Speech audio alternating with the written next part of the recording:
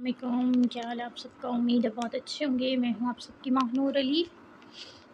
Complete novel है ये। वो अस्पताल के बेड पर बैठा लाल होती आंखों से अपने बाप को देख रहा था, जो मशीनों में जकड़े अजीब से नज़र आ रहे थे। ब्राउन शलवार कमीज़ जिसके बाजू कोहनियों तक फूल थी, स्याह बाल माथे पर बिखरे हुए थे। भाई, आपको डॉक्टर साहब बुला रहे हैं। जनिश कुछ परेशान सी कमरे में दाखिल हुई। अच्छा, तुम बाबा के पास बैठो, मैं आता हूँ। वो जरनेश को कहता भारी होते कदमों के साथ डॉक्टर के रूम की जाने बढ़ा। क्या बात है डॉक्टर साहब, आपने बताया नहीं, बाबा को क्या हुआ है? दानियाल ने अंदर दाखिल होते धीमी आवाज़ में पूछा। बैठे मिस्टर दानियाल, मैं आपको सब बताता हूँ। डॉक्टर ने कुर्सी की जानिब इशारा करके सॉरी कुर्सी की जानिब इशारा करके दानियाल को बैठने को कहा। दरअसल आपके बाबा को ब्लड कैंसर है। मैंने आपकी वालदा के सामने आपको इसलिए कुछ नहीं बताया क्योंकि वो परेशान हो जाती, डॉक्टर ने पेशावराना अंदाज में कहा। लेकिन दानियाल के अंदर कुछ टूटा, बहुत ज़ोर से टूटा। इसका इलाज? दानियाल ने टूटे फूटे अल्फाजों में पूछा। इलाज तो है, पर वो बहुत महंगा है।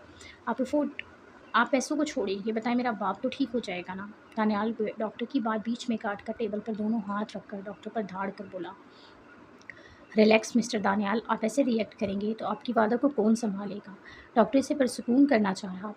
आप ऐसे बताइए। इसने डॉक्टर की बात को सरे से नज़रअंदाज कर दिया। आपको एक बेहतरीन मशवरा दूं तो आप अपने बाबा को आउट ऑफ कंट्री ले जाएं, वहाँ इनका अच्छा इलाज हो जाएगा, डॉक्टर बोला। दानियाल डॉक्टर की बात सुनता भारी होते सर के साथ बाहर आया तो इसकी नज़र मेराल पर पड़ी, जो इससे ढूंढने में मसरूफ़ थी। दानियाल को देखकर मेराल इसकी जानिब बढ़ी। वो मेराल को देखता अपने वजूद को ढीला छोड़ गया था, तो मेराल ने इससे पकड़ कर कुर्सी पर बैठाया।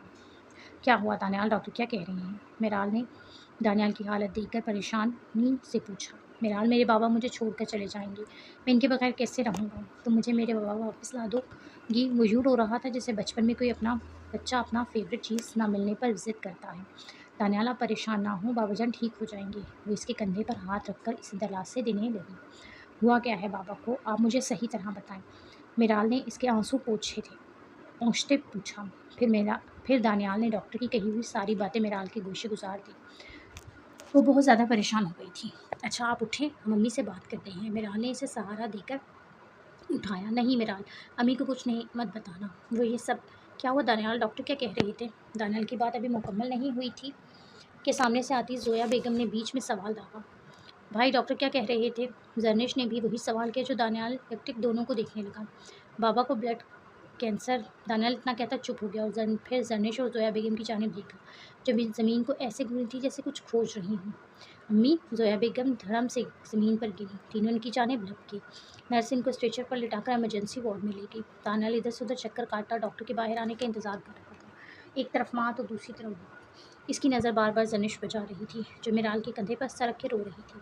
दरवाज़ा खुला, डॉक्टर बाहर आए। डॉक्टर, मेरी माँ कैसी है? दानियाल ने आगे होते परेशानी से पूछा। शी इज़ फाइन, बस इनका बीपी शूट कर गया था, जिस वजह से वो बेहोश हो गई। इनकी सेहत के लिए बेहतर है कि आप इन्हें परेशानियों से दूर रखें। डॉक्टर मुस्कुराकर कहती वहाँ से चली गई। अम्मी, आप ठीक हैं? दानियाल ने जोया बेगम का हाथ पकड़कर परेशानी से इस्तफार किया, जिनका चेहरा मुरझाए हुए फूल की तरह लग रहा था। दानियाल, पैसे तुम्हारे बाबा, इनका इलाज कैसे होगा? फूली हुई सांसों के साथ बमुश्किल चंद अल्फाज बोल पाई। अम्मी, अल्लाह मालिक है, पैसे भी आ जाएंगे और अब्बू का इलाज भी हो जाएगा, बस आप अपना ख्याल रखिए। वो खाली खाली नज़र से जोया बेगम को देखने लगा। जरनेश, तुम और मिराल अम्मी को लेकर घर जाओ, मैं अब्बू के पास रखता हूँ। वो जोया बेगम का हाथ बेड पर रखता इन दोनों को देख कर बोला। दानियाल जोया बेगम के डिस्चार्ज पेपर ले आया, फिर वो तीनों घर की जानिब रवाना हो गए। फजर का वक्त था, हर जानिब ठंडी हवाएं चल रही थी। अल्लाह अकबर, अल्लाह अकबर। दानियाल, जिसकी अभी आँख लगी थी, कानों में अजान की आवाज़ पड़ी तो वह जल्दी से उठ बैठा। एक नज़र अपने बाप की जानिब देखा तो आंखें भर आईं। वो अपनी नज़रें फेरता मस्जिद की जानिब बढ़ा, वज़ू किया, नमाज़ पढ़ी, नमाज से सलाम फेर कर दुआ के लिए हाथ उठाए तो आंसू इसकी आंखों से बहने लगे। या अल्लाह, मैं तेरा गुनाहगार बंदा हूँ, तू मेरी मुश्किलें आसान फरमा। या अल्लाह, हमारे बाप का साया हमारे सर पर सलामत रखना। या अल्लाह, मेरे बाबा को सेहत और तंदुरुस्ती वाली ज़िंदगी अता फरमा, मुझसे इनकी ये हालत देखी नहीं जाती। या अल्लाह, एक बेटे की दुआ कबूल फरमा, आमीन।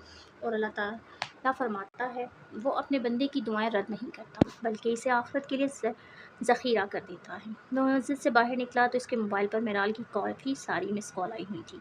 इसने जल्दी से मेराल को कॉल की। पहली ही बेल पर फ़ोन उठा लिया गया। अस्सलाम वालेकुम, दानियाल, आपको अम्मी घर बुला रही हैं। मेराल ने फ़ोन उठाते ही जोया बेगम का पैगाम दिया। वालेकुम अस्सलाम। अच्छा ठीक है, मैं आता हूँ। अच्छा मेराल, अम्मी की तबीयत ठीक है? अब वो परेशानी से गोया हुई। हुआ? हाँ जी, अल्लाह का शुक्र है, अब वो काफ़ी बेहतर हैं, बस आपको याद कर रही हैं। मिराल ने बताया। अच्छा मैं आता हूँ, दानियाल ने कहते हुए फ़ोन बंद किया। बाइक स्टार्ट की और घर की जानिब रवाना हो गया। हम तो जी भी नहीं सके एक साथ, हमको तो एक साथ मरना था। अस्सलाम वालेकुम, अम्मी कैसी हैं आप? दानियाल ने घर आते ही ज़ोया बेगम के कमरे की राह ली, जहाँ मिराल बैठी ज़ोया बेगम की टांगें दबा रही थी। ये देखकर दानियाल के चेहरे पर मुस्कुराहट फैल गई। वालेकुम सलाम बेटा, अल्लाह का शुक्र है तुम बैठो, मेरे पास एक बात करनी है तुमसे। और मिराल, शौहर घर आया है, जाओ इसके लिए पानी लाओ। ज़ोया बेगम से बैठने का कहती मिराल से बोली। जी तो वो जी अम्मी कह करती किचन की जानिब बढ़ गई। अम्मी क्या ज़रूरी बात है जिसके लिए आपने मुझे बुलाया? दानियाल ने नासमझी से सार किया। दानियाल, जन्नत आज भी तुम्हारे इंतज़ार में बैठी हुई है, इसने अभी तक शादी नहीं की।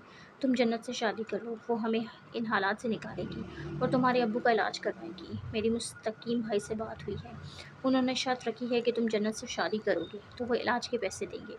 तुमने जन्नत को बहुत रुलाया है, अब तुम जन्नत से शादी करके इसका कर्ज अदा करोगे। ज़ोया बेगम का लहजा सपाट था।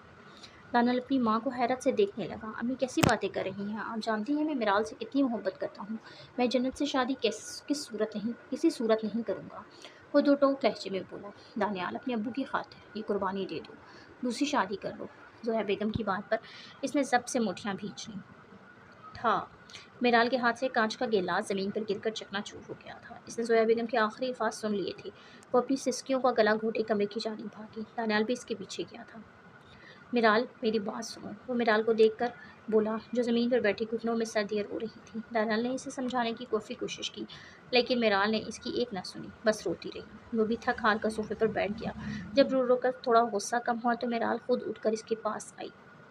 दानियाल, आपको खुदा का वास्ता है दूसरी शादी ना करें। मिराल रोती तड़पती दानियाल को देख कर बोली, जो पेशानी पर दो उंगलियां टिकाए बैठा था। मिराल, मेरी जान, मैं मजबूर हूँ, तुम तो समझो मेरी मजबूरी। दानियाल ने इसकी आंखों में अपने लाल अंगारा आंखें डालकर धीमे लहजे में बोला, मैं आपके बगैर मर जाऊंगी, प्लीज़ ऐसा मत करें ना, ऐसा करें आप मेरा गला दबा दें। वो दानियाल का हाथ पकड़ के अपना गला दबाने लगी। पागल हो गई हो क्या? और ख़बरदार, जो तुमने आइंदा ऐसी बात की, तुम ऐसे हिम्मत हार जाओगी तो फिर मेरा क्या होगा? दानियाल मिराल का हाथ झटक कर इस पर आहिस्ता आवाज़ में धारा। मैं क्या करूं, मुझे बताएं, मेरे पास मरने के अलावा कोई ऑप्शन नहीं है। मिराल बेबस हुई। मैं माँ को समझाने की कोशिश करता हूँ, हो सकता है वो मान जाए। दानियाल के बाल कान के पीछे करता आहिस्ती से बोला, वो नहीं मानेंगी, वो अपने फैसले की पक्की हैं। वो आपकी शादी करवा देंगी, वो हमें अलग कर देंगी। मैं मर जाऊंगी। मिराल के रोने में रवानी आई। बस कर दो मिराल, रोना तो बंद करो, मैंने कहा है ना, माँ से बात करूँगा। दानियाल ने इसके आंसू साफ किए। इससे कहाँ बर्दाश्त था मिराल का इस तरह रोना। पहले मैंने अपनी माँ को खो दिया, अब बाबा को पता चला तो ये सब बर्दाश्त नहीं कर सकेंगी।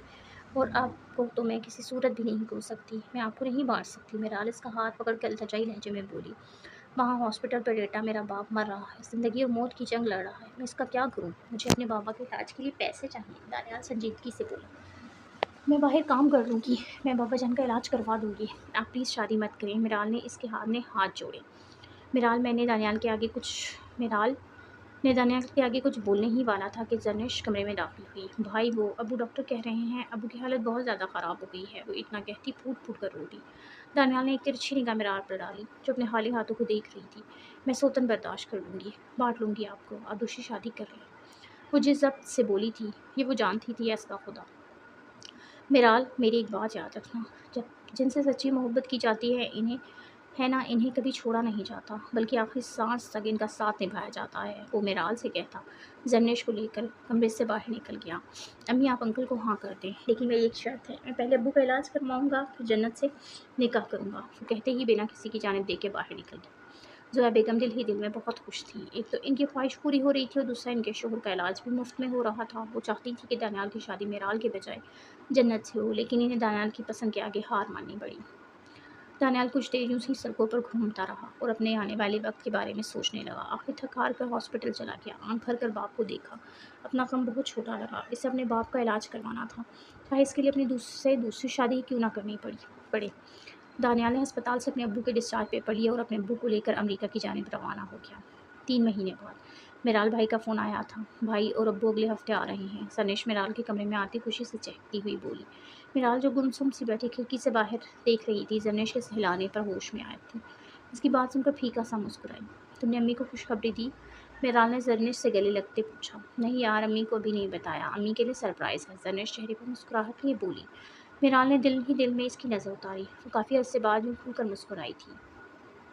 तुम्हें अम्मी को बता देना चाहिए, इन्हें देखा नहीं वो कितना उदास रहती हैं। अब तो किसी से बात भी नहीं करती। इनका जिक्र करते हुए मेराल के चेहरे पर उदासी छा गई। तुम सही कह रही हो, अम्मी को बता देती हूँ, इनकी परेशानी कम हो जाएगी। जनिश कहते हुए वहाँ से जोया बेगम के रूम की जानिब बढ़ गई। मेराल ने एक लंबी सांस खारिज की और अपने रब के हजूर सजदा करने के लिए उठ खड़ी हुई। शुक्राने के नवाफिल अदा किए। एक तरफ दानियाल के आने की खुशी तो दूसरी तरफ अपनी मोहब्बत की बर्बादी का गम। दानियाल और मेराल बचपन के दोस्त थे और बहुत अच्छे हमसाए भी थे। अब्बास साहब, दानियाल के बाबा, और उस्मान साहब, मेराल के बाबा, एक ही ऑफिस में जॉब करते थे और साथ साथ अच्छे दोस्त भी थे। वो दोनों अपने दोस्तों को दुख एक दूसरे से बांटते, खुशी गमी में एक साथ होते थे। मेराल की मम्मा हयात नहीं थी। जोया बेगम को ना मेराल पसंद थी, ना दानियाल का इसके साथ खेलना पसंद था। लेकिन बचपन की मोहब्बत थी जो कि बड़े होते ही इश्क में बदल जाती है। बस वही हुआ। जोया बेगम मजबूर हो गई दानियाल के आगे। दानियाल के घर के साथ जन्नत अपने बाप के साथ क़याम पज़ीर थी। वो अमीर बाप की इकलौती बेटी थी।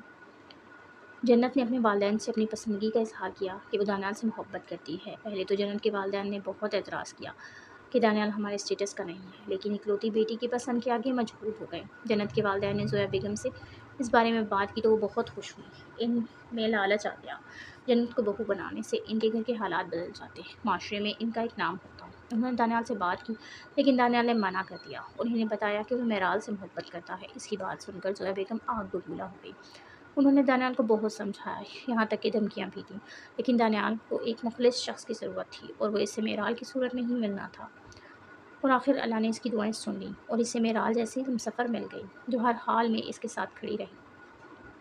एक हफ्ते बाद दानियाल और अब्बास साहब, दानियाल के बाबा, के आने की खुशी में जोया बेगम ने घर में पार्टी ऑर्गेनाइज़ करवाई थी और इस पार्टी में उन्होंने दानियाल और जन्नत की शादी के बारे में अपने ख़ानदान वालों को बताना था। सब कामों की जिम्मेदारी मेराल पर थी। एक तो पहले ही मेराल की तबीयत ठीक नहीं थी, ऊपर से इतना काम। वो बेचारी मरे दिल से सब काम कर रही थी। इसे दानियाल के आने का इंतज़ार था। शायद इसे देखकर वो ठीक हो जाती। मनपसंद शख्स आपकी हर दर्द, हर बीमारी का इलाज होता है। मेराल, तुम ठीक हो? मुझे तुम्हारी तबीयत ठीक नहीं लग रही। किचन में आते जरनेश ने मेराल को कुर्सी पर बैठे अपना सर दबाते देखा तो परेशानी से पूछा। हाँ मैं ठीक हूँ, बस हल्का सा सर में दर्द है। ठीक हो जाएगा, मुस्कुराकर बोले। दोबारा अपने काम में मसरूफ़ होगी। नहीं नहीं, तुम मुझे ठीक नहीं लग रही हो। अभी भाई आएंगे तो वो तुम्हें इस हालत में देखेंगे तो मेरी शामत आ जाएगी। जाओ रेस्ट करो। वो मेराल से एक छुरी पकड़कर प्याज काटने लगी। अरे जरनेश, तुम रहने दो, मैं कर लूँगी। नहीं तो अम्मी डांटेंगी। मेराल ने इसे मना करना चाहा। जाओ आराम करो मेराल, अम्मी की बात है तो उन्हें मैं संभाल लूँगी। वो मेराल को कहती दोबारा अपने काम में लग गई। मेराल ने वहाँ से जाना ही मुनासिब समझा। अगर वो कुछ देर वहाँ खड़ी रहती तो शायद गिर जाती। मेराल को अभी कुछ ही देर हुई थी कि एक मखलूक किचन में दाखिल हुई। अरे दीवानो, मुझे पहचानो, कहाँ से आया, मैं हूँ कौन? हैदर, जरनेश की पप्पू का बेटा, किचन में काम करनी थी। जरनेश को देखकर शौक लहजे में बोला। चवल इंसान जहाँ भी आ गया। जरनेश मुँह ही मुँह में बुड़बुड़ाई। ज़रा ऊंचा बोले, सही नसीब आपकी आवाज़ हमारे कानों को नहीं छुई। हैदर तपाने वाले अंदाज में बोला। तो जरनेश का दिल चाहा उसका मुँह तोड़ दे। तुमसे मैंने कुछ नहीं कहा। हैदर, अपना मसला बताओ, यहाँ क्या करने आए हो? जरनेश एक एक लफ्ज़ चबाकर बोली। तो हैदर को समझ लग गई कि आज भी इसकी दाल नहीं गलने वाली, लेकिन वो भी कहाँ बाज आने वाला था। आराम से शेल्फ पर बैठ गया। पास पड़ा चीनी का डिब्बा खोलकर मज़े से चीनी खाने लगा। मिस्टर बोंगा, ये चीनी आपके अब्बू ने आपको जहेज़ में दी थी क्या? जरनेश दांत पीस कर बोली। तो चीनी खाते हैदर को खांसी का दौरा पड़ा। हैं, जहेज़? कौन सा जहेज़? मेरी कब शादी हुई? मैं कब रुखसत हुआ? वो अपनी ही धुन में बोल रहा था, लेकिन जब अपनी बातों पर गौर किया तो शर्मिंदा सा अपना सर खुजाने लगा। जरनेश अपनी मुस्कुराहट दबाई। मजाक कर रहा था, मेरा मतलब है कि मेरी दुल्हन कब रुखसत होकर आई। वो ज़बरदस्ती मुस्कुराहट के साथ बोला। जरनेश चुप रही। इसने कोई जवाब नहीं दिया। अच्छा ज़रिए, अब तो मामू जान भी ठीक हो गए हैं, तो फिर मैं अम्मी को भेजूँ? वो जरनेश को जांचती नज़रों से देखने लगा। साथ साथ ये भी देख रहा था कि किचन से निकलना आसान है कि नहीं, वो जरनेश के हथे ना चढ़ जाए। पहली बात, मेरा नाम जरनेश है, जरी नहीं। और दूसरी बात, मुझे तुम्हारी कुछ समझ में नहीं आई कि तुमने अपनी अम्मी को क्यों भेजना है। वो जानती थी लेकिन अनजान बन गई। सीधी सी बात है, मैं तुमसे मोहब्बत करता हूँ, शादी करना चाहता हूँ। वो एक ही सांस में बोला और फिर जरनेश को देखा जिसका चेहरा लाल टमाटर बन चुका था। इस बात का पता दे रहा था कि अब हैदर की खैर नहीं। शर्म नहीं आ रही बेशरम, ऐसे ही किसी लड़की को कह दिया मैं तुमसे मोहब्बत करता हूँ, शादी करना चाहता हूँ। मतलब थोड़ी फ़िल्मी अंदाज़ में प्रपोज़ करता है, घुटनों के बल बैठकर हाथों में फूल पकड़ता है, फिर कहता है आई लव यू। लेकिन तुम्हें तो शर्म व हया नाम की चीज़ ही नहीं। सरनेश बेलन हाथ में पकड़कर बोली, जो कि किसी वक्त भी हैदर को लग जाता। हैदर को पहले लगा इसकी खैर नहीं, लेकिन जरनेश की बात सुनकर इसे थोड़ा सा सुकून मिला। यानी कि तुम्हें बुरा नहीं लगा मेरा यूँ कहना? वो गहरी मुस्कुराहट के साथ बोला, बहुत बहुत बुरा लगा मुझे, इनफैक्ट तुम्हारी शक्ल ही मुझे बुरी लगती है। वो उससे से कहती वहाँ से जाने लगी कि हैदर ने खींच कर इसे अपने करीब किया। बदतमीज़ इंसान, मैं तुम्हें छोड़ूंगी नहीं। सरनेश दबी दबी आवाज़ में घुर्राई, जिसका हैदर पर ज़रा बराबर भी असर नहीं हुआ। ज़ही नसीब, हम भी तो यही चाहते हैं कि आप हमें कभी ना छोड़ें। वो जर्निश को मोहब्बत लुटाती नज़र से देखने लगा। जर्निश अब भी इसकी गिरफ्त में थी। हैदर सर्जिश हैदर जर्निश को देखने में महूर था कि जर्निश ने इसके हाथ पर ज़ोर से चुटकी काटी और मौके का फ़ायदा उठाते वहाँ से भाग गई। भाग लो जाना, जितना भागना है भाग लो, आना तो तुमने मेरे पास ही है। वो इसकी पुश को देखता गहरी मुस्कुराहट के साथ बोला, चलो वो इश्क नहीं, चाहने की आदत है। वे क्या करें, हम एक दूसरे की आदत है। तो अपनी शीशागरी का हुनर ना कर ज़ाया। मैं आईना हूँ, मुझे टूटने की आदत है। मैं क्या कहूँ कि मुझे सब्र क्यों नहीं आता। मैं क्या करूँ कि तुझे देखने की आदत है। तेरे नसीब में ए दिल सदा की महरूमी, ना वो सखी ना तुझे मांगने की आदत है। वसाल में भी वही है फ़राक का आलम कि इश्क व नींद मुझे रज्जगी की आदत है। ये मुश्किलें हैं तो फिर कैसे रास्ते तय हों, मैं ना सबूर इसे सोचने की आदत है। ये खुद अज़ियतें कब तक फराज, तू भी इसे ना याद कर, जिसे भूलने की आदत है। अहमद फराज। मेराल आईने के सामने खड़ी खुद को देखने में मगन थी। इसने दानियाल के आने का इतना नोटिस ना लिया। दानियाल बिना कदमों की चाप लिए इसके करीब आया और कंधे पर थोड़ी रखकर मेराल के कान में हल्की सी सरगोशी की। क्या हुआ, डर गई? मेराल पहले तो घबरा गई, लेकिन जब इसने आईने में दानियाल का अक्स देखा तो चेहरे पर मुस्कुराहट बिखर गई। आपका भाई दानियाल। वो पीछे मुड़कर आँखों में चमक लिए बोली, मैं तब आया जब तुम खुद को आईने में देखने में महू थी। दानियाल उसकी नीली कांच आँखों में देखकर बोला। वो मेराल को लिए बेड पर बैठा और उसके हाथों को अपने हाथों में लिया। मेराल के खुद का क्या हाल बनाया हुआ है तुम्हें,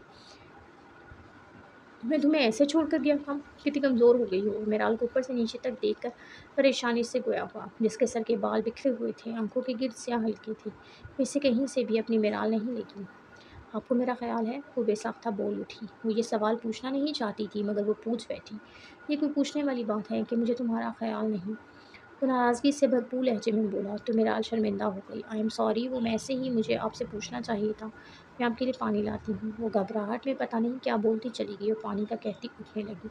बैठो यहाँ, मुझे बताओ क्या मसला है। मुझसे फ़ोन पर बात नहीं करती तुम, कोई ना कोई बहाना बनाकर बात टाल देती हो। बताओ क्या हुआ है? मुझसे कोई गलती हो गई है? इसने मेराल के हाथ पर अपना दबाव बढ़ाया। कोई गलती नहीं, आपकी गलती तो मेरी है, जो गलती से आपसे मोहब्बत कर ली। और आपकी शादी का आज अम्मी सबको बता देंगी। बहुत धूमधाम से होगी आपकी शादी। बहुत बहुत मुबारक हो आपको। वो तल्खी से कहती अपने मुँह दूसरी जानिब कर गई। तब से रोके हुए आंसू बेदर्दी से रुखसार पर बहने लगे। काश मेराल तुम मुझसे भी पूछ लेती कि मैंने इतने माह वहाँ कैसे गुजारे। मैं तुम्हारे कंधे पर सर रख कर कुछ आंसू बहाकर अपने दिल का बोझ हल्का करना चाहता था।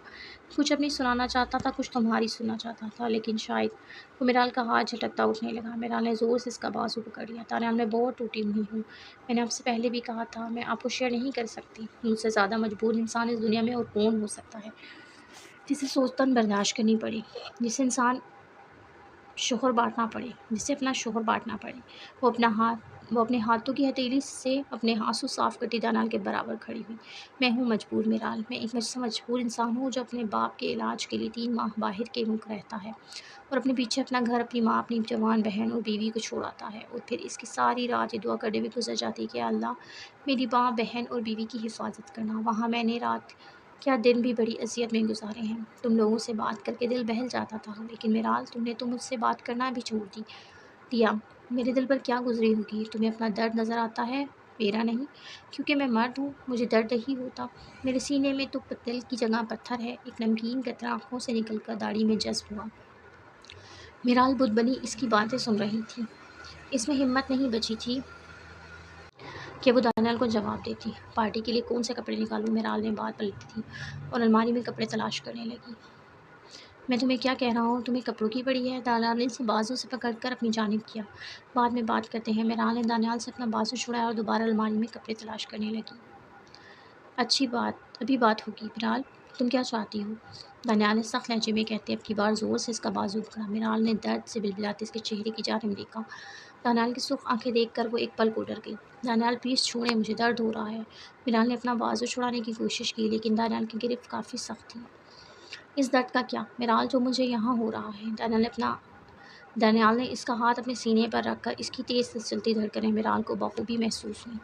मिराल ने फ़ौरन अपना हाथ खींच कर नीचे किया।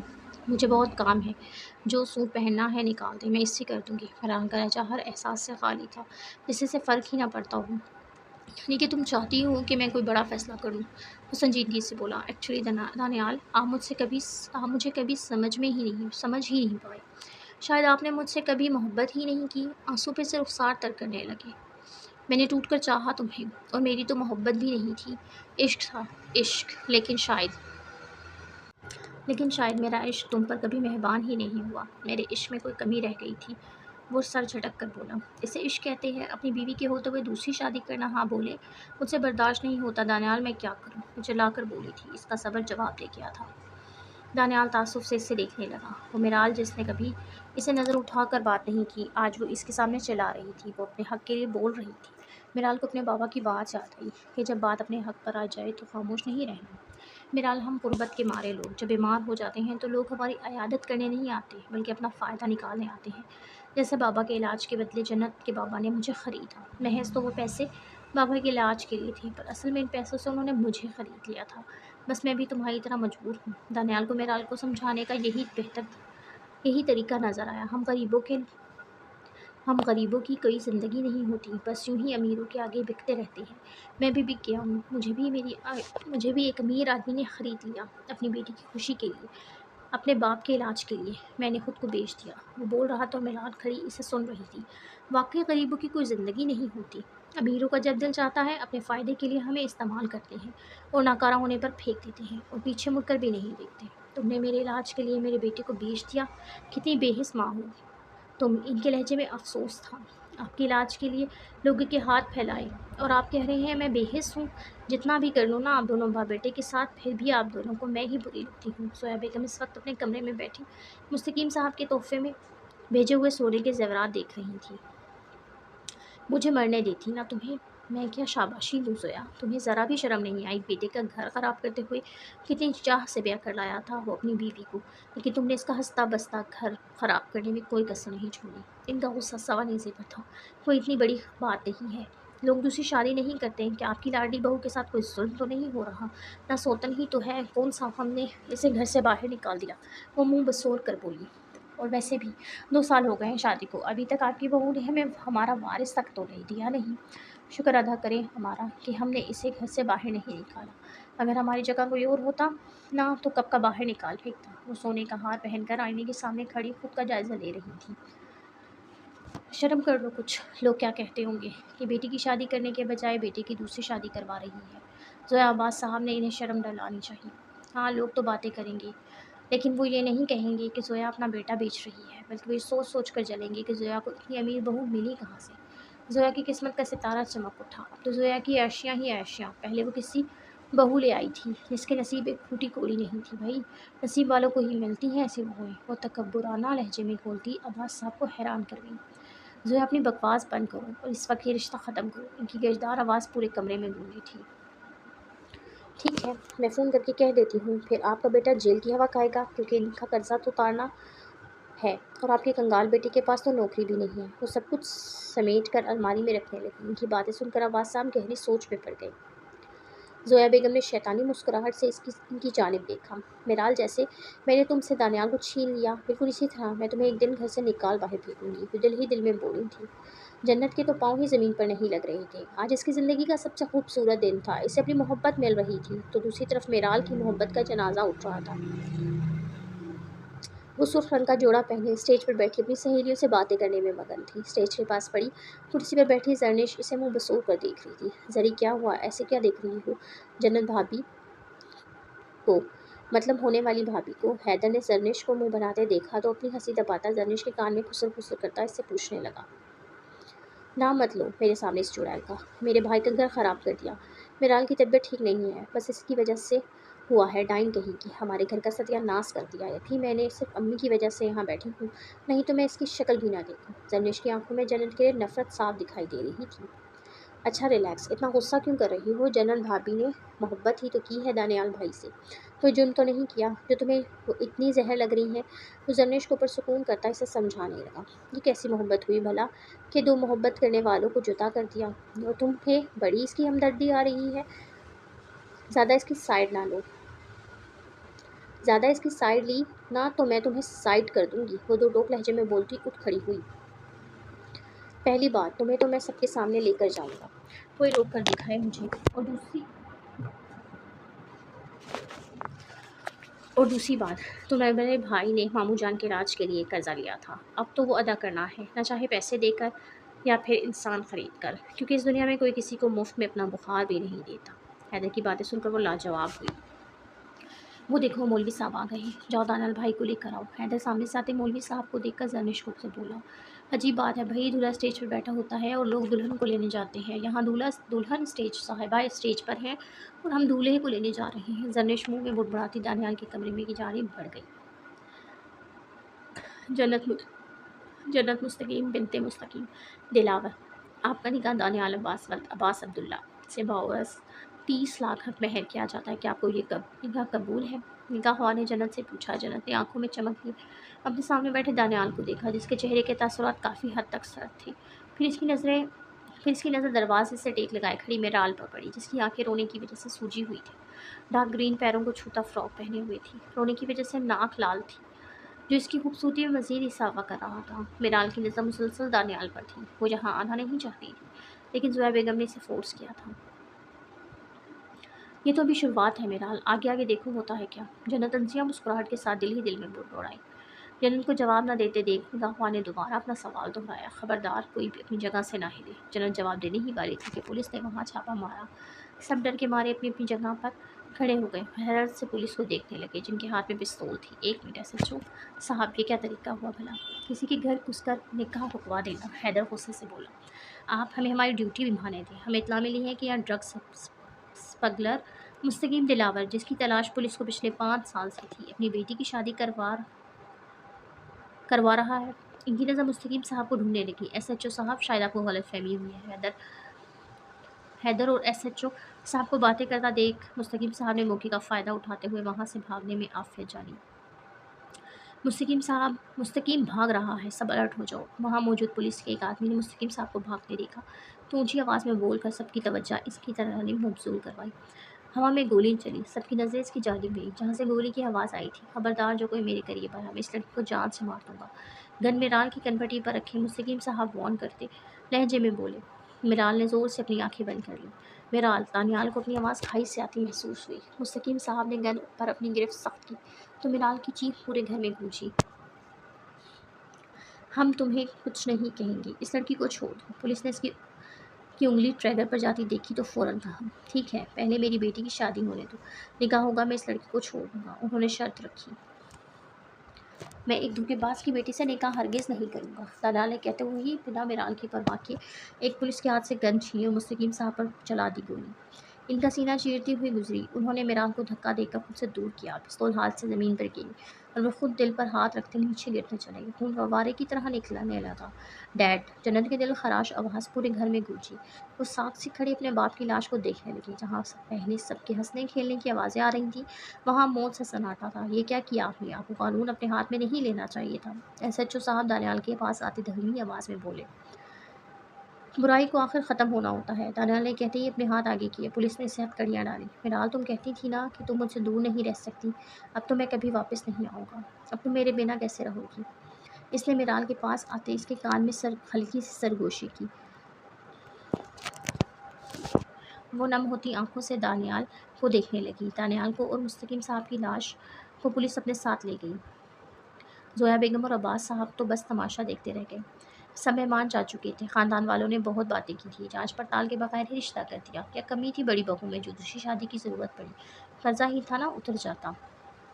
ज़ोया सब तुम्हारी वजह से हुआ है, तुम्हारी वजह से मेरा बेटा जेल में है। मैंने पता नहीं क्यों पर तुम्हें इसकी खुशियाँ बर्दाश्त नहीं हुई। तुम्हारी लालच ने आज हमें कहीं का नहीं छोड़ा। वो ज़ोया बेगम पर चिल्लाए थे, जो दानियाल के जाने के बाद से ज़मीन पर बैठी बस ज़मीन को घूरी जा रही थी। मैं माँ हूँ इसकी। माँ तो अपनी औलाद के लिए हमेशा अच्छा ही सोचती है। मैंने भी अच्छा सोचा। मुझे क्या पता था कि इसका बाप फ्रॉड करके यहाँ आया है। अगर मुझे सब पता होता तो मैं कभी इन लोगों से मदद ना मांगती। वो जन्नत को देखकर अपनी आंखों में नफरत लिए बोली, जो इसी जगह बैठी थी जहाँ थोड़ी देर पहले मुस्तकीम साहब की लाश पड़ी हुई थी। वो खाली नज़रों से इस जगह को देख रही थी और आंखों से आंसू जारी थे। यहाँ क्यों बैठी हूँ? तुम निकलो मेरे घर से। ज़ोया बेगम गुस्से से जन्नत की तरफ आई और उसे बालों से पकड़कर खड़ा किया। जन्नत अब भी बुद्ध बनी इस जगह को देख रही थी। अम्मी छोड़ दे इससे, इसका क्या कसूर है? पिराले आगे बढ़कर इन्हें रोकने की कोशिश की। यही है सारी फिसाद की जड़। काश कि मैं पैसों की लालच में ना आती तो आज ये सब कुछ ना होता। मेरा बेटा मेरे सामने होता। वो जन्नत को ज़मीन पर फेंकते अपने खाली हाथों को देखने लगी। अब पछतावे क्या हो जब चिड़ियाँ चुग गईं खेत। अब्बास साहब ने तंजिया बोला तो ज़ोया बेगम ने शर्मिंदगी से नज़रें झुका ली। मिराल, मैंने तुम्हारे जैसे हीरे की भी कदर नहीं की, तो मुझे माफ़ कर दो। मैं भटक गई थी। मैंने अपने ही हाथों से अपने बेटे के हंसते-बसते घर को उजाड़ने की कोशिश की। मुझे माफ़ कर दो। उन्होंने मिराल के सामने हाथ जोड़े, जिन्हें मिराल ने थाम कर नीचे किया। अम्मी, आप मुझसे माफ़ी ना मांगे, आप अल्लाह से माफ़ी मांगे। मिराल ने इन्हें गले लगाया। अगर तुम माफ़ करोगी तो मुझे अल्लाह भी माफ़ कर देगा। उन्होंने दोबारा मिराल के आगे हाथ जोड़े। हैदर साहब और जनिश को बहुत खुशी हुई कि इन्हें अपनी गलतियों का एहसास हो गया था। हैदर घर में दाखिल हुआ तो वो दानियाल के साथ पुलिस स्टेशन गया था। इसने आते ही सबको मुखातिब किया। इन लोगों का पूरा गैंग था जो कि अपना नाम बदल कर घूम रहा था। पुलिस ने बाकी सब लोगों को पकड़ लिया था। मुस्तकीम अंकल इन सबके लीडर थे। इनके बंदों ने ही मुस्तकीम अंकल का पता बताया था। पुलिस मुस्तकीम अंकल को ढूंढ रही थी और ये बात वो जानते थे, इसलिए वो जन्नत को मजबूत हाथों में सौंप कर यहाँ से भागकर अमेरिका जाने का सोच रहे थे, जहाँ इन्हें कोई ना पहचान सके। लेकिन पुलिस ने इनका बना बनाया खेल बर्बाद कर दिया। इसने सब पर एक और बम फोड़ा। और दानियाल, वो कब वापस आएगा? मिराल ने धीमी आवाज़ में पूछा। दानियाल भाई को कल कोर्ट में पेश किया जाएगा, फिर देखो क्या फैसला होता है। हैदर की बात सुनकर मिराल को लगा कि शायद अब वो अपने पैरों पर कभी खड़ी नहीं हो पाएगी। यही हाल ज़ोया बेगम का था। दानियाल भाई ने तो कुछ भी नहीं किया, उन्होंने बस बुराई को ख़त्म किया है। इंशाल्लाह इन्हें कोई सज़ा नहीं मिलेगी। जनिश ने मिराल के कंधे पर हाथ रखकर इसे दिलासा दिया। इंशाल्लाह। मिराल फीकी मुस्कुराहट के साथ बोली, बेकरारी सी बेकरारी है, वसल है और फरागदारी है, जो गुजारी ना जा सके हमसे, हमने वो ज़िंदगी गुजारी है। बिन तुम्हारे कभी नहीं आई, क्या मेरी नींद भी तुम्हारी है। इससे कहो कि दिल की गलियों में रात दिन तेरी इंतज़ारी है। एक महक समेत दिल से आई थी, मैं ये समझा तेरी सवारी है। खुश रहे तो कि ज़िंदगी अपनी उम्र भर की उम्मीदवारी है। जॉन एलिया। कुछ सालों बाद कोर्ट के फैसले के मुताबिक दानियाल बेगुनाह था। इसे सज़ा नहीं हुई। हाँ, मुजरिम अपने अंजाम को पहुंच चुके थे। आज दनिश और हैदर का निकाह था। मिराल और ज़ोया बेगम सुबह से घनचक्कर बनी हुई थी। कभी कोई काम, कभी कोई काम। ऊपर से दानियाल की बेटी मिनाल, जो 2 साल पहले दानियाल और मिराल की ज़िंदगी में आई, जिसने इन्हें दोबारा से जीने की उम्मीद दी। जिस दिन मनाल पैदा हुई, इस दिन दानियाल की जॉब कहीं अच्छी जगह लग गई थी, जिस वजह से इसके घर के में अब किसी चीज़ की कमी नहीं रही थी। सच कहते हैं, बेटियां अपने नसीब अपने साथ लाती हैं। मनाल ने पूरे घर सर पर उठाया हुआ था। मेराल कभी इसके पीछे भाग रही थी तो कभी किचन के काम कर रही थी। मनाल की बच्ची, रुक जाओ, मैं थक गई हूँ। जर्निश भागती हुई मनाल को देखकर फूली हुई सांसों के साथ बोली।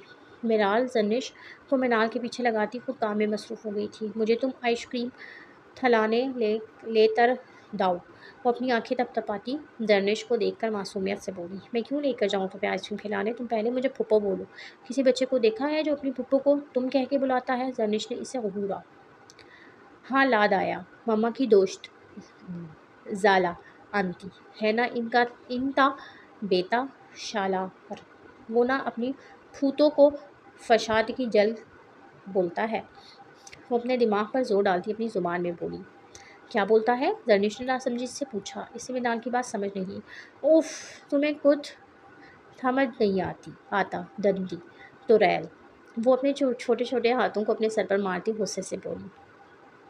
फिसाद की जड़ बोल रही है मेरी बेटी। बाहर से आते दानियाल ने फूफी भतीजे की सारी बातें सुन ली थी। तभी अपनी मुस्कुराहट दबाता दरनिश को बताने लगा, अब समझ आई, अब मैं तुम्हें भी जी यही बोलूँ थी। वो शरारत से इसकी आंख दबाती वो शरारत से एक आंख दबाती दानियाल की गोद में जा बैठी। दानियाल का ज़ोरदार कहका गूंजा। जर्निश के तो तन बदन में आग लग गई।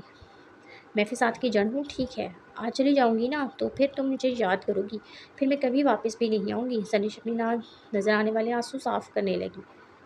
मैं तो मजाक कर ली थी। वो जर्निश की बातों से तड़प गई और फ़ौरन से जर्निश के पास आई और उसके गाले पर अपने लब रखी। मजाक अपनी जगह था, लेकिन इसे जर्निश से बहुत प्यार था। अच्छा अब बोलो पुप्पो, फिर मैं और तुम आइसक्रीम खाने जाएंगे। इसने भी मनाल का गाल चूमा। प्याली फूतो दानी, आई लव यू। मनाल ने गहरी मुस्कुराहट से जर्निश को देखा। आई लव यू टू, जर्निश ने कहते ही दोबारा इसके गाल चूमा। दानियाल सोफे में बैठा फूफी भतीजे के प्यार को देख रहा था कि अचानक इसका फ़ोन रिंग हुआ। इसने स्क्रीन पर देखा जहाँ हैदर कॉलिंग लिखा हुआ था। दानियाल ने साइड पर जाकर कॉल अटेंड की। हाँ हैदर, कुछ पता चला जन्नत के बारे में? दानियाल ने फ़ोन उठाते ही हैदर से सवाल किया। नहीं भाई, कुछ पता नहीं चला। जिन लोगों को जन्नत को ढूंढने के लिए लगाया था, इन्हें जन्नत का कोई सुराग नहीं मिला। इनफैक्ट इसकी सोसाइटी में भी किसी को नहीं पता कि इस दिन के बाद से जन्नत कहाँ गई। स्पीकर से हैदर की आवाज़ गूंजी तो दानियाल के चेहरे पर परेशानी के तासुरात छाए। अच्छा ठीक है, जिन लोगों को जन्नत को ढूंढने के लिए लगाया था, इन्हें मना कर दो। अब जन्नत को कोई तलाश नहीं करेगा। दानियाल संजीदगी से बोला तो हैदर ने जी अच्छा कहकर फ़ोन बंद कर दिया। मिनाल के लाख मना करने के बावजूद भी जोया बेगम ने जन्नत को घर से बाहर निकाल दिया था। दानियाल को जब यह खबर मिली तो इसने पुलिस स्टेशन से आते ही हैदर को जन्नत की तलाश के लिए लगा दिया था। लेकिन 3 साल हो गए, जन्नत का कोई अता पता नहीं मिला कि वो कहाँ रहती है। किसी को कुछ नहीं पता, यहाँ तक कि ये भी नहीं पता कि वो जिंदा है या मर गई। जर्निश दुल्हन बनी आईने के सामने बैठी अपने सजे सवरे रूप को देख रही थी। ब्लड रंग का लहंगा पहने, लाइट सा मेकअप किए वो बहुत खूबसूरत लग रही थी। कमरे में दाखिल होती मिराल की नज़र जर्निश पर पड़ी। मिराल जर्निश को बुलाने आई थी क्योंकि मौलवी साहब आ चुके थे। जर्निश के सजे सवरे रूप को देखकर मिराल ने बेसाख्ता दिल में इसकी नज़र उतारी, लेकिन जर्निश को खुद को आईने में देखते देख मिराल को गुस्सा आया। जर्निश जब दुल्हन तैयार होती है तो खुद को आईने में नहीं देखती, इसे देखने का पहला हक इसका शोहर का होता है। मिराल ने इसके पास आते प्यार से इसे सर पर ओढ़ा हुआ दुपट्टा ठीक करते कहा, मतलब कि अब मैं खुद को देख भी नहीं सकती? ये रिवाज कब शुरू हुआ? जर्निश ने पहले रोंदी सूरत बनाकर बाद में मुंह के जावे बिगाड़ कर नासमझी से इस्तफसार किया। बहुत बातें करती हो तुम, चलो नीचे, मौलवी साहब आ गए हैं, कुछ तो रहम करो। मेरे भाई का इसको इंतज़ार की सूली पर लटकाया हुआ है। मिराल इसके साथ सर पर हल्की सी चपत लगाती शरारत से आंख दबाकर बोली। इसकी बातों से जर्निश ने शर्म से नज़रें झुका ली। हया की लाली चेहरे पर बिखरने लगी। ओहो, शर्म आ रही है। मिराल ने इसे फिर से तंग किया। मिराल, जर्निश ने गुस्से से अपनी आंखें दिखाई। अच्छा सॉरी, मिराल ने अपनी हंसी दबाते कहा। फिर वो जर्निश को घूंघट उड़ाकर नीचे ले गई। जर्निश अब्बास बिनते अब्बास अब्दुल्ला, आपका निकाह हैदर अब्बास, हैदर जुनैद वल जुनैद समीर से बवस 50 लाख का महर किया जाता है। क्या आपको ये निकाह कबूल है? निकाह गवाह ने निकाह शुरू कर दिया। जी हाँ कबूल है। क्या आपको ये निकाह कबूल है? जी हाँ कबूल है। क्या आपको ये निकाह कबूल है? जी हाँ कबूल है। जर्निश ने इजाब कबूल के बाद अब झुकी हुई नज़रें उठाकर अपने सामने बैठे हैदर को देखा, जो मौलवी साहब की बात का जवाब दे रहा था। इसकी नज़रें भी जर्निश पर थीं। इसने जर्निश को आँख मारी, जर्निश से पटा कर रह गई और फिर से नज़रें झुका ली। निकाह हो चुका था। वो थोड़ी देर में जर्निश अब्बास से जर्निश हैदर बन चुकी थी। थोड़ी देर बाद जर्निश की रुखसती का शोर उठा। हैदर के तो दिल में लड्डू फूट रहे थे। वो जर्निश जो इसे मुँह नहीं लगाती थी, आज इसकी बीवी बन गई थी। इसे तो यकीन ही नहीं आ रहा था कि इसने जर्निश को शादी के लिए मनाने की कितनी मिन्नतें की थी, कितने पापड़ बेले थे। आखिरकार इसकी मेहनत रंग ले आई थी। आज मैं तुमसे खुद को के साथ की हुई सारी ज़्यादतियों का हिसाब लूँगा, वो दिल ही दिल में बोला था। दूसरी जानिब जर्निश के दिल में भी हैदर के लिए कहीं ना कहीं मोहब्बत जाग चुकी थी। दोनों ने एक दूसरे को पूरी खुशदिली और रजामंदी से अपनाया और यूँ इन दोनों ने एक दूसरे के संग अपनी नई ज़िंदगी आगाज़ किया। दानियाल और मनाल कमरे में आए तो इन दोनों की नज़र मिराल पर पड़ी, जो कमरे की साफ़ सफाई करने में मसरूफ़ थी, साथ साथ मुँह में कुछ बुड़बड़ा रही थी। जर्निश की रुखसती के बाद मिराल सब मेहमानों को अल्लाह हाफिज़ करती कमरे में सोने के लिए आई, लेकिन कमरे का हशर नशर देख कर इसका पारा हाई हो गया। इन दोनों बाप बेटी ने तो मुझे पागल किया हुआ है। जिधर देखो खिलौने बिखरे रहते हैं। उठा उठा कर मेरी कमर टूट गई है, लेकिन खिलौने नहीं ख़त्म हो रहे। गौर करने पर पता चला कि इन दोनों बाप बेटी की ही इज्जत अफजाई हो रही थी। बाबा की दान आपका तो डांट रही हैं? मनाल ने नासमझी से पूछा तो मिराल ने मनाल को और दानियाल को घूरा। तुम्हें और तुम्हारे बाबा को डांट रही हूँ? इतना गंदा किया हुआ है कमरा में, हर जगह खिलौने ही खिलौने हैं। मैं तो तुम्हारी माँ ही नहीं, नौकरानी हूँ, जो बस हर वक्त कमरा ही साफ करती रहे। वो आखिर खिलौना टोकरी में डालती गुस्से से बोली। मम्मा की जान देखे ना कैसे हमें डांट रही हैं। वो बसोर कर दानियाल को मिराल की शिकायत लगाने लगी। दानियाल को बेसाख्ता इसकी मासूमियत पर प्यार आया। इसने मनाल के बालों पर अपने लब रखे। ये तुम क्या बाबा की जान मामा की जान बोलती रहती हो, उसी तरह कहा करो मम्मा बाबा। वो मिनाल को हर बार मना करती थी लेकिन वो बात नहीं आती थी। इससे दानियाल ने कहा था कि वो इसे बाबा की बजाय मम्मा की जान बोला करे और मिनाल को बाबा की जान। देखो मम्मा की दान फैल शे दांत रही है मुझे, आप कुछ कहते को क्यों नहीं। वो अब की बार मनाल को आंखें दिखाने लगी। हाँ क्या करेंगे, तुम्हारे बाबा गलती भी तो इन्हीं की है, उल्टी सीधी बातें सिखाते हैं तुम्हें। वो दानियाल को घूरती हुई मनाल से बोली। मनाल के सामने मैं कुछ नहीं बोल रहा, बाद में बताऊंगा तुम्हें। इसने मिराल के कान में के करीब झुककर हल्की सी सरगोशी की। मिराल ने इसे कोई जवाब नहीं दिया। सोने के लिए अपने बिस्तर ठीक करने लगी। तुमने सोना है मनाल, तो आओ तुम्हें सुला दूँ। अगर नहीं सोना तो अपने बाबा को लेकर बाहर जाओ, जाते हुए लाइट ऑफ करते जाना। मिराल कहते ही सोने के लिए लेट गई। इस पर दानियाल की बातों का कोई असर नहीं हुआ। बाबा थी दान, मुझे सोना है, मैं थक गई हूँ, वो भी कहते मिराल के साथ लेट गई। दानियाल भी लाइट ऑफ करके मुंह बनाकर अपनी जगह पर लेट गया। थोड़ी देर बाद मनाल को सुलाकर मिनाल ने करवट बदली तो दानियाल जाग रहा था। दानियाल आज सोए नहीं अभी तक। इसने दानियाल को जागते देखते देख आहिस्ता आवाज़ में पूछा। अमूमन इस टाइम तक दानियाल सो जाता था। सब कितना अच्छा हो गया मिराल हमारी ज़िंदगी में। मनाल का आना, मेरी अच्छी जॉब लग जाना, बाबा का ठीक हो जाना, अम्मी का तुम्हारे साथ अच्छा बर्ताव, और आज तो मैंने जनेश के फ़राइज़ से भी फारिग हो गया। मौजा हुआ है हम पर, पता नहीं हमारी कौन सी नेकी अल्लाह को पसंद आ गई। रब का जितना शुक्र अदा करूँ कम है। वो छत की जानिब देख कर मिराल से बोला। और तुम्हारा भी बहुत शुक्रिया, तुमने हर हालात में मेरा साथ दिया, मुझे अकेला नहीं छोड़ा, और फिर मनाल की सूरत में एक बहुत खूबसूरत तोहफ़ा भी दिया। मैं तुम्हें इस तोहफ़े के बदले जितने भी तोहफ़े दूँ, ये तोहफ़ा इन सब के आगे बहुत कीमती है। वो सुई मनाल को देखकर मुस्कुराकर मिराल से बोला। हमने मुश्किल हालात में भी सब्र से काम लिया, तभी हमें इसका फल मिला। अच्छा, वैसे एक बात पूछूं? वो दिल ही दिल में अल्लाह का शुक्र अदा करती दानियाल से बोली। हाँ पूछो, एक नहीं 100 बातें पूछो। वो दोनों सीधे लेटे कमरे की छत को देख रहे थे। वादा करे दानियाल, आप मुझे कभी नहीं छोड़ेंगे, चाहे जैसे भी हालात हो, हम दोनों एक दूसरे का सहारा बनेंगे मरते दम तक। इसने दानियाल के सीने पर अपना सर रखा। मेरी सांसों में बसती हो तुम, भला कोई सांसों के बगैर भी जी सकता है, और मेरा इश्क तुम पर मरते दम तक मेहरबान रहेगा, ये मेरा वादा है तुमसे। इसकी बातों से मिराल मुस्कुराई। इसे खुद पर रश्क होने लगा कि सिर्फ अच्छा चाहने वाला शोहर मिला है। इन दोनों ने अपने पहलू में सोई हुई मिनाल को देखा। दानियाल ने मिनाल के सर पर अपना सर रखा। दोनों ने अपनी आंखें मूंद ली और जल्द ही नींद की आगोश में चले गए। दूर खड़ी किस्मत इन तीनों को देखकर मुस्कुराई थी। तुम शुद्ध इसके साथ ही इजाज़त चाहूँगी। दुआ में याद रखिएगा महानूर अली को। अल्लाह हाफ़िज़।